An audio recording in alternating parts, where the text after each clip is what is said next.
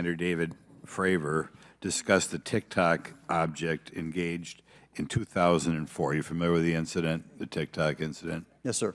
And that's almost 20 years ago, right? Yes, sir. It's been said there are more videos, documents, and reports related to this incident.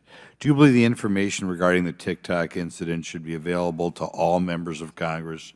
And in your expertise, what reason would the Department of Defense possibly have for not releasing information that's over 20 years old?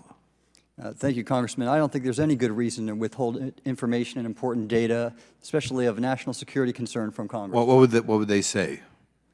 I will speculate, sir, that they don't want to share that kind of information because it reveals weaknesses in our ability to monitor and protect our airspace. Okay. In your written testimony, you claim last year's UAP hearing before this Oversight Committee confirmed that UAP-related information is, well, it's not only being withheld, but that elements of the government are engaging in a disinformation campaign to include personal attacks designed to discredit UAP whistleblowers. Could you elaborate on that statement a little? Yes, sir. Earlier this year, I met with the DoD's All-Domain Anomaly Resolution Office, and what I thought would be a 90-minute meeting just to meet with leadership turned out to be an hours-long influence operation on me, where they attempted to convince me of the validity of the very flawed and error-ridden historical records report. In addition, they tried to have me question very valid UAP reports like the Tic Tac incident, and even coming to stating possibly that the Tic Tac was American technology. And then, of course, if you ask David Fravor or Alex Dietrich, the two witnesses, they were convinced it was otherwise. And then, and they also cast discredit on various UAP whistleblowers and witnesses to question their validity and credibility as witnesses. Okay. We'll go to Mr. Elizondo.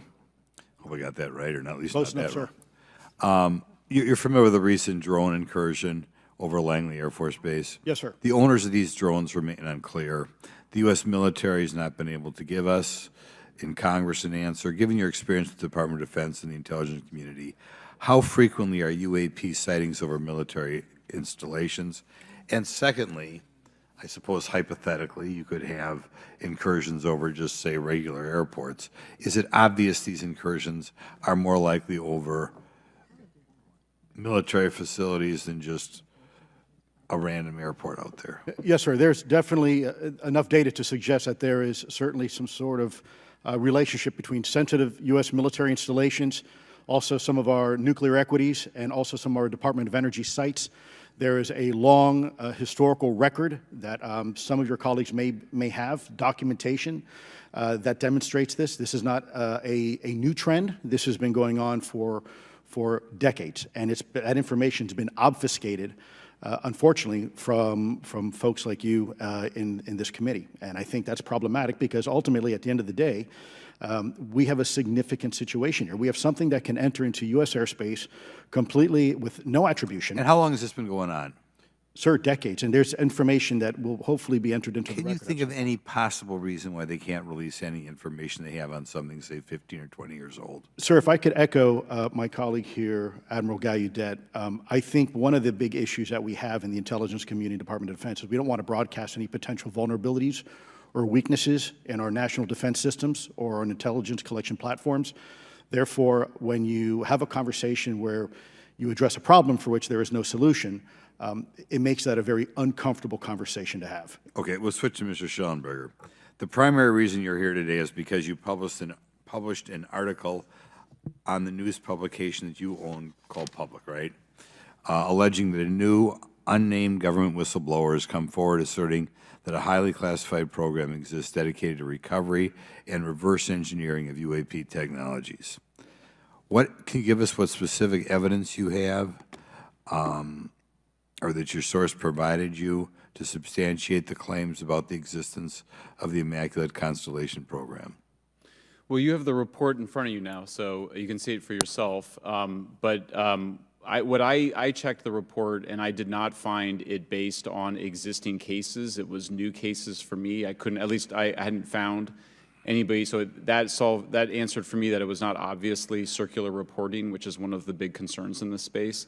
I also had the name of the program confirmed by more than one additional source. So yeah, and then of course I checked to make sure that the source was who they claimed to be. Okay. I should also say that when I said before it was this database, it is a much broader program than that. It also includes human intelligence, and then, as you mentioned, the retrieval and the reversal. Any knowledge of what country these things originated in? No, I have no idea. Okay. Okay, I will now recognize Mr. Burchett for 5 minutes of questions. Thank you, Chair Lady. I request unanimous consent to enter into the record documents provided to us regarding legacy UAP programs and psychological operations. Lou Elizondo. So ordered. Also